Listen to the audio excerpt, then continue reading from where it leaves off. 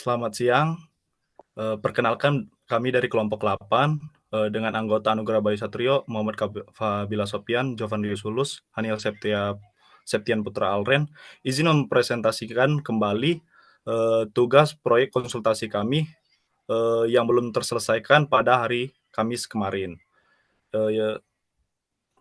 Di mengenai admin dashboard aktivitas perpustakaan di SD Negeri Cipinang 1. Oke, boleh di skip sampai pendahuluannya. Oke, sebentar. Pada pendahuluan, tujuan penulisan dokumen teknis ini disusun dengan tujuan memberikan penjelasan pemodelan dan panduan penggunaan perangkat lunak. Admin dashboard aktivitas perpustakaan SD Negeri Cipinang 1, dokumen ini diharapkan dapat menjadi acuan bagi pihak SD Negeri Cipinang 1 dalam penggunaan perangkat lunak untuk memantau, mencatat, dan mengawasi setiap aktivitas yang berlangsung di dalam wilayah perpustakaan. Selanjutnya, dokumen ini juga akan dijadikan acuan oleh tim pengembang dalam memantau setiap proses pengembangan perangkat lunak.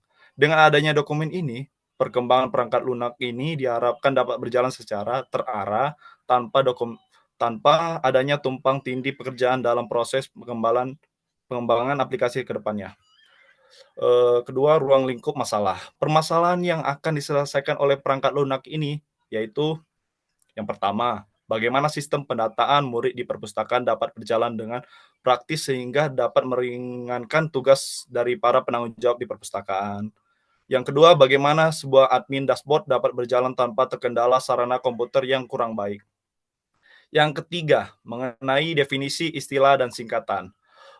Untuk definisi, istilah dan singkatan yang kami gunakan adalah sebagai berikut, yang dapat terlihat seperti admin dashboard, ISBN, dan lainnya juga. Oke, boleh sampai ke 4, aturan penomoran.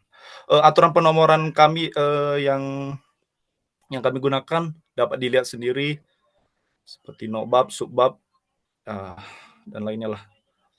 Untuk referensi nanti kami paparkan setelah dokumen ini selesai. Dan terakhir, 6 deskripsi umum dokumen. Dokumen ini tersusun dalam 6 bab dengan sistematika penulisan sebagai berikut. Yang pertama ada pendahuluan, kebutuhan lunak, perangkat lunak. Ketiga, model deskripsi kebutuhan perangkat lunak, model perancangan, implementasi, dan terakhir pengajuan perangkat lunak. Oke, boleh di skip lagi sampai kedua. Untuk kedua kebutuhan perangkat lunak dapat saya serahkan kepada rekan saya. Terima kasih. Oke, mungkin saya lanjut ya. Untuk yang kedua itu ada kebutuhan perangkat lunak. Yang pertama ada deskripsi umum sistem. Nah, produk ini merupakan sistem pengganti yang dirancang untuk mengatasi keterbatasan aplikasi perpustakaan yang sudah ada. Terus, admin dashboard ini juga dikembangkan sebagai sistem mandiri offline berbasis SAMPI dan SQL yang dirancang untuk mengoptimisasi performa pada infrastruktur komputer yang terbatas dan penyederhanaan sistem kerja aplikasi dari sistem aplikasi yang sudah ada. Nah, terus juga sistem ini terdiri dari berbagai aspek. Aspek yang pertama adalah admin dashboardnya sendiri gitu ya. Terus terdiri dari antar muka juga untuk mengelola transaksi, peminjaman pengembalian, terus mengecek histori transaksi dan menampilkan daftar buku. Aspek selanjutnya adalah database lokal, tempat menyimpan data terintegrasi yang dirancang menggunakan MySQL melalui SAMPI. Dan yang terakhir adalah fitur permintaan ISBN berbasis desktop untuk menginputkan data buku secara lebih mudah. Nah, terus juga ada fitur pada admin dashboard dibagi menjadi 4 bagian, yaitu peminjaman, pengembalian, histori, dan daftar buku. Pada bagian peminjaman, petugas perpustakaan dapat melakukan pendataan murid. Data sisa berupa kelas dan absen murid yang akan diminta dan sistem akan menampilkan nama murid berdasarkan kesesuaian pada database. Terus petugas perpustakaan akan mengonfirmasi sendiri kesesuaian nama dari murid dan nomor dan absen yang sudah disebutkan gitu. Setelah sesuai, maka pemindaian ISBN dilakukan data ISBN akan diterima menggunakan aplikasi barcode scanner. Ketika data ISBN dipindai, ia mengirimkan string angka ISBN ke field input HTML. PHP akan menerima data dari from HTML dan menyimpan data ke database peminjaman yang berada pada MySQL melalui SAMP. Nah, terus pada pengembalian, murid dapat melakukan pengembalian buku dengan memindai kembali ISBN pada buku. Dengan sistematis yang sama, PHP akan menerima dari from HTML lalu akan dibandingkan dengan data yang sudah ada di database menggunakan PHP. Oke, mungkin selanjutnya ada kebutuhan sistem. Yang pertama ada kebutuhan fungsional. Yang pertama ada manajemen, fitur utama itu ada yang pertama ada manajemen data buku, yang kedua ada manajemen anggota perpustakaan, yang ketiga ada transaksi peminjaman dan pengembalian. Terus yang kedua itu ada kebutuhan non fungsional. Di sini ada 5 kategori ya. Yang pertama ada kinerja, yang kedua ada keandalan, yang ketiga ada kemudahan, yang keempat itu ada kompatibilitas, yang kelima ada keterbatasan infrastruktur. Terus yang kelima ada apa ya, itulah yang kelima ada keterbatasan infrastruktur. Terus yang berikutnya ada kebutuhan teknis ya. Di sini ada 2 komponen. Yang pertama ada software dan kedua itu hardware. Mungkin boleh lanjut.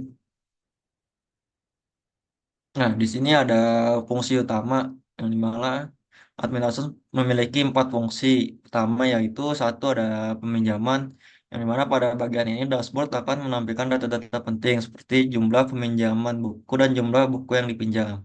Terus yang kedua ada pengembalian. Untuk pengembalian ini, pada bagian ini dashboard akan menampilkan buku-buku yang harus dikembalikan beserta data murid yang terlambat.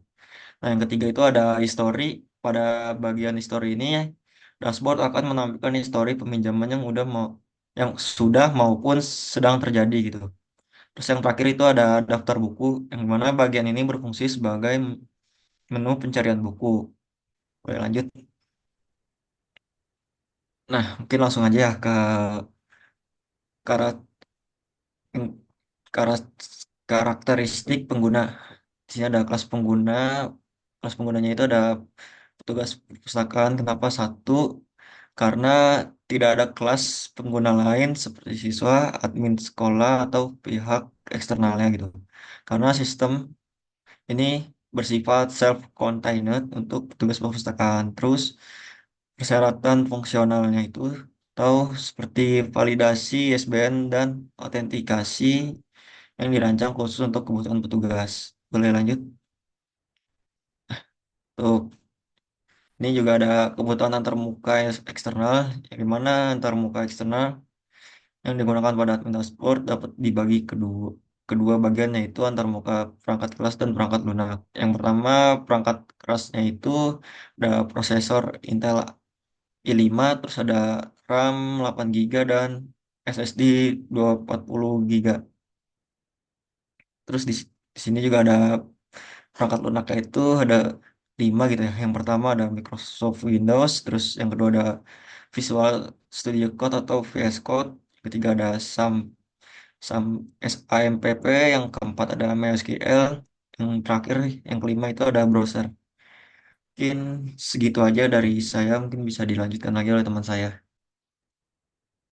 Oke, baik. Untuk bagian 3 akan saya jelaskan. Di sini adalah model deskripsi kebutuhan perangkat lunak. Nah, di sini kami menggunakan model use case sebagai berikut. Jadi ada petugas perpustakaan dan ini adalah beberapa use case yang bisa dilakukan gitu. Ini melihat grafik peminjam buku, lihat jumlah peminjam buku per bulan, mendata setiap murid yang meminjam buku, menjalankan proses pengembalian buku, mengecek buku-buku yang belum dikembalikan, dan mencari buku pada daftar buku. Dan ini juga beberapa relasi yang mereka miliki ya. Jadi misalkan dari melihat grafik pinjam buku ini, dia include jumlah peminjam buku per bulan. Karena untuk menampilkan grafik itu dia butuh ibaratnya data dari eh, jumlah peminjam buku per bulan. Dan untuk mendapatkan jumlah peminjam buku per bulan itu dia harus ngambil dari data yang ada di histori aktivitas perpustakaan. Nah, histori aktivitas perpustakaan ini dia dapat dari setiap kali mendata dan setiap kali mengembalikan. Nah, untuk mengecek buku-buku yang belum dikembalikan, dia bisa mengecek di history. Jadi buku mana yang udah melewati tanggal pengembaliannya. Nah, di sini ada aktor ya, seperti yang dibilang tadi, aktor itu cuma ada satu, yaitu petugas perpustakaannya, jadi dia bisa melakukan segala use case yang udah disebutkan tadi. Nah, di sini definisi use case-nya, dia tadi melihat grafik pinjam buku ya, dia bisa mengecek jumlah pinjam buku setiap bulannya dan dalam bentuk grafik gitu. Terus dia juga bisa mendata setiap murid yang meminjam buku, pendataan ya. Jadi kalau misalnya ada yang mau minjem itu, dia bisa mendata si murid itu gitu. Terus menjalankan proses pengembalian, sama dia juga bisa seperti tadi ya, dia bisa memindai ISBN-nya di supaya ketika buku dikembalikan itu status dia berubah jadi buku sudah dikembalikan. Terus dia juga bisa mengecek buku-buku yang belum dikembalikan dari history tadi. Terus juga mencari buku pada daftar buku. Ini ada di fitur daftar buku tadi. Terus juga ada melihat jumlah peminjam buku per bulan. Nah, ini pengguna dapat melihat jumlah peminjam buku per bulannya ya. Ini data yang sama yang digunakan untuk membuat grafik gitu. Disertakan juga sama yang bulan-bulan sebelumnya untuk grafiknya. Nah, ini mengecek histori aktivitas perpustakaan. Ini seperti tadi ya. Jadi setiap kali ada pendataan dan setiap kali ada pengembalian itu dia tersimpan di satu database yang namanya history. Terus ini skenario untuk use case-nya. Misalkan untuk melihat grafik peminjam buku di sini, tugas perpustakaan misalkan ingin melihat jumlah kenaikan peminjaman buku dan dalam bentuk grafik gitu. Dia tinggal ya untuk pertama kali sistem bakal menampilkan halaman utama, lalu aktor tinggal memilih menu peminjaman jika belum ada di menu peminjaman, lalu eh, sistem bakal ngambil data dari database history, dia bakal nampilkan si jumlah pinjaman buku dalam bentuk grafik. Terus ini kalau misalkan use case selanjutnya yaitu mendata setiap murid yang meminjam buku. Sini misalkan dia ingin eh, ada seorang murid yang ingin meminjam buku gitu. Dia tinggal seperti tadi memilih menu peminjaman, terus setelah ditampilkan dia tinggal memilih tombol pengembalian buku, meminta absen dan kelas, terus absen dan kelas dimasukkan, terus didaftarkan, terus di verifikasi ya sama si penjaga perpustakaannya sendiri. Jadi dia menanyakan ke murid itu apakah nama yang ditampilkan itu sesuai sama sistemnya. Jika sudah, pilih konfirmasi, terus dia bakal minta pemindaian ISBN atau di scan ISBN-nya. Maka em, itu tadi permintaan dari sistem, aktornya bakal memindai si bukunya. Terus setelah dipindai, dia bakal menampilkan halaman buku berhasil dipinjam berdasarkan beserta data murid dan data buku. Jadi ya halaman, maksudnya si tampilan HTML di mana si buku itu udah berhasil dipinjam gitu. Habis itu kalau udah berhasil dipinjam, dia bakal menyimpan data ke database. Nah, ini seorang murid yang minjam buku sama kayak tadi, tapi lebih simpel ya, karena ini cuma tinggal di-scan aja, dan statusnya itu bakal diganti eh, di historinya tuh jadi, Sorry, Neil. Sorry. Ini skenario lihat. kenapa? Skenario-nya ini pengembalian mungkin salah ya penulisannya di atasnya. Pengembalian, ya. Oh ya, ini use case-nya ya. Ini masuknya ke use case pengembalian buku di sini. Ya nanti bakal direvisi. Nah, sama seperti tadi dibilang bahwa buku bakal di-scan, setelah di-scan bakal diubah di history menjadi sudah dikembalikan. Jadi sebenarnya untuk database pengembalian sendiri nanti bakal dilihat juga nggak ada sebenarnya kelas pengembalian itu, karena pengembalian itu sebenarnya eh, peminjaman yang diubah statusnya jadi sudah dikembalikan gitu. Jadi itu untuk pengembalian buku. Terus ini untuk mengecek buku-buku yang belum dikembalikan, dia tinggal dicek di menu pengembalian, nanti ada tampilannya siapa aja yang belum membalikan si bukunya itu. Terus ini untuk mencari buku, ya tinggal masuk ke menu daftar buku, di situ ada menu pencarian juga, jadi tinggal dicari judul bukunya gitu. Dia bakal menampilkan sistemnya. Terus ini misalkan petugas ingin melihat jumlah individu yang sudah minjam bulan ini. Ini bisa dilihat di menu peminjaman, jadi di tampilan awalnya udah ada ini. Terus ini ingin mengecek aktivitas perpustakaan yang sudah tercatat. Ini di menu history ya, udah terpampang aktivitas perpustakaannya sudah ada apa aja gitu. Nah, selanjutnya untuk model perancangannya, untuk diagram-diagram yang sudah kami buat, bisa dijelaskan oleh teman saya. Baik, di sini ada poin keempat ya, model perancangan.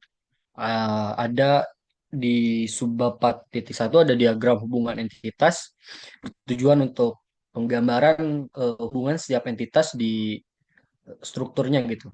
Yang pertama ada mungkin ada buku. Di buku ini ada beberapa atribut seperti ID-nya, ISBN-nya, judul, lalu nama penulisnya. Lalu untuk apa? Untuk hubungannya si buku ini dipinjam oleh murid yang mempunyai beberapa atribut juga, dimulai dari namanya, NES, ID, kelas, lalu absen. Lanjut untuk muridnya, hubungan untuk kepeminjamannya itu melakukan peminjamannya. Si peminjaman ini mempunyai tiga atribut yaitu tanggal, ID, dan judul yang diambil dari judul bukunya. Lalu hubungan dengan histori peminjaman yaitu histori peminjaman memiliki data dari si peminjaman ini. Mungkin untuk histori peminjaman ditambah dari statusnya untuk atributnya. Boleh lanjut? Oke, di sini ada atas dikit, sorry nih. Ada diagram kelas. Jadi ini tuh seperti tadi ya, eh, atribut-atribut dari setiap entitas gitu. Boleh lanjut? Nah, untuk diagram objek ini sebetulnya ini hanya untuk contoh penggunaan dari struktur struktur tadi ya, seperti entitas murid mempunyai objek yaitu adit, lalu kelas murid mempunyai objek yaitu 4E dan seterusnya 8. Eh, ada terus ada peminjaman peminjaman 01 objeknya, tanggal peminjaman ada objeknya tanggal 1 bulan 2 tahun 2025, ada judul bukunya Harry Potter, sama untuk bukunya, dan histori peminjaman seperti tadi, bahwa datanya itu kebanyakan diambil dari peminjaman, hanya menambah status peminjaman. Mungkin sekian ya penjelasannya. Oke, mungkin ini ya karena dokumen teknis kita masih on progress, jadi belum semua diagram kita buat dan tentunya belum diimplementasi, belum diuji juga. Jadi mungkin dari dokumen teknik, dokumen teknis itu cuman segini aja dulu dari kita. Nah untuk kemarin ya, karena sayanya juga sempat mati lampu, terus nggak ada koneksi juga, jadi saya belum bisa nampilin ini eh, contoh apa ya, contoh halaman yang udah kita buat gitu, contoh front end-nya. Jadi di sini bisa dilihat bahwa apa yang udah kita desain itu udah ada, tapi si back end-nya sendiri di data-data ini nih 2045 ini bukan dari data asli, belum dari data asli, tapi ini dari masih kita tampilkan gitu. Jadi ini seperti ini nih, misalnya nama Helena di sini ini masih ditampilkan, jadi ini masih cuman di print aja gitu. Nanti ini bakal diubah kalau udah diintegrasi si API-nya yang dimana itu cuman MySQL dan PHP gitu. Eh, Kalau untuk ini sih udah segini aja. Karena halamannya ada beberapa lagi sih halaman selain ini juga. Ini kan indeksnya, ya. Indeksnya sendiri di peminjaman. Kalau kita lihat di pengembalian juga ada, terus di story juga ada. Tapi semuanya ini belum terhubung secara kayak UI gitu. Jadi belum belum bisa diklik, belum bisa dipindah-pindah gitu. Dia masih halaman yang terpisah. Tapi kemarin kita mencoba aja untuk membuat si tampilannya. Apakah mungkin tampilan yang kita desain itu bisa dibikin si desainnya gitu. Ini juga pencarian belum bisa beneran dicari. Jadi semuanya ini masih bentuknya adalah tampilan gitu. Nah, untuk milestone ya, mungkin kemarin ada beberapa yang belum disesuaikan. Di sini kita udah coba sesuaiin lagi untuk si surat kerjasama ini, karena kita belum juga ya, karena ada beberapa kesalahan juga yang kita buat, jadi di sini pun belum selesai, dan di sini beresnya bakal tanggal 17 April kira-kira. Nah, selanjutnya untuk prototipe awal, itu sama kayak tadi, ini belum bisa diklik, belum bisa dinavigasi, dan ada beberapa halaman yang belum dibuat juga, jadi kita belum selesaikan, tapi bakal kita tetapin tanggal selesainya itu di tanggal 20 April. Terus juga untuk dokumen teknis belum selesai, tapi kita tetapin sama di 20 April supaya kita bisa pindah ke milestone selanjutnya. Mungkin untuk eh, kayaknya udah semuanya kita presentasikan hari ini. Saya kembalikan lagi ke moderator. Oke, cukup sekian ya yang telah kami presentasikan selama 3 hari ke belakang. Progres juga. Cukup sekian, terima kasih.